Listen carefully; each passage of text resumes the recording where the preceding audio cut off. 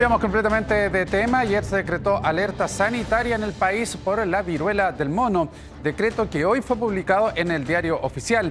¿Qué significa esto? ¿Estamos en un escenario de alto contagio como el COVID-19 o no? Estas y otras dudas las resuelve aquí en nuestros estudios Sebastián Vázquez, que está junto a nosotros. Sebastián, ¿cómo estás? Buenas noches. Buenas noches, Cristian. A ustedes también en sus casas. Aquí está. Este es el decreto del Diario Oficial. Salió publicado hoy. Comienza a regir a partir de esta jornada la alerta sanitaria. Están en alerta las autoridades por la viruela del mono. Ya rige en nuestro país la alerta sanitaria por el COVID-19. Ustedes se recuerdan, ahora se suma esta por esta enfermedad, porque ya son 6 los casos confirmados en nuestro país en solo una semana. Son principalmente personas que viajaron a Europa o que mantienen contacto estrecho con estas personas. Vamos a resolver dudas. Primero, detallemos y revisemos en nuestra pantalla. Cristian, te invito a ver de inmediato cuáles son los alcances de esta alerta sanitaria.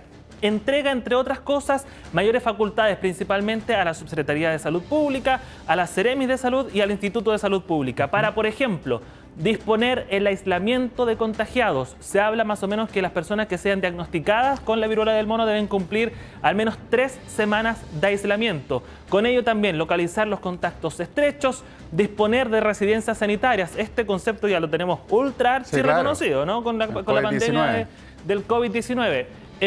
Contratación de personal, ya sea de traslado de una ubicación a otro, de apoyo, por supuesto, y también de personas que hayan dejado de prestar servicio en el servicio de atención pública de salud, pueden volver a ser recontratadas, quiero decir, para aportar y apoyar en esta tarea. Y por último, la compra de bienes y también la importación de servicios o equipamiento necesario para trabajar en esta alerta sanitaria. Veamos lo que dijo la ministra de Salud, María Begoña Yarza, también el subsecretario de Salud Pública, los detalles, los alcances de esta alerta sanitaria, qué significa y cuáles son los riesgos que tenemos finalmente para nuestra salud. Veamos lo que dijeron.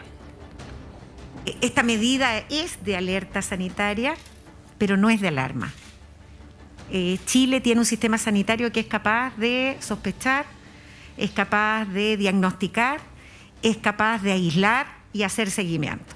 O sea, la tranquilidad a las personas de que estamos dentro de un sistema sanitario que es capaz de hacer todas estas cosas y tomar las medidas adecuadas. Las residencias sanitarias son parte de los dispositivos que van a estar disponibles para poder realizar los aislamientos, la disposición de si un paciente requiere hacer su aislamiento en un contexto hospitalario o en una residencia sanitaria tiene que ver con su condición clínica. No es lo mismo la viruela del mono que el COVID, no se contagian de la misma forma. De hecho, la viruela, muchos han hablado de que es una enfermedad de transmisión sexual. Eso no está comprobado hasta ahora, no hay pruebas que lo demuestren. Lo que sí se sabe es que se contagia de piel con piel, un contacto muy estrecho, intercambio importante de saliva, por ejemplo, entre 2 personas. Esas es las principales razones de haría que se contagie a otra persona. ¿Y la velocidad, perdona, Sebastián, del contagio es la misma que el COVID-19? A propósito de eso mismo, ¿no? Es mucho más difícil contagiarse de viruela del mono que del COVID. Del COVID-19 por aerosoles a larga distancia, incluso es más factible contagiarse de COVID. Con la viruela del mono no. Es necesario estar un poquito más cerca, un contacto directo, piel con piel, explican los expertos, para que se contagie. A propósito de eso, veamos las diferencias, cómo han evolucionado los casos. La primera semana del COVID-19, lo vamos a ver al lado izquierdo, y la primera semana de la viruela del mono. En la primera semana del COVID-19 en Chile, por allá por marzo de 2020, así evolucionaron los casos. Ahí está la línea roja, 17 ya teníamos en la primera semana. Y acá tenemos la viruela del mono en línea verde.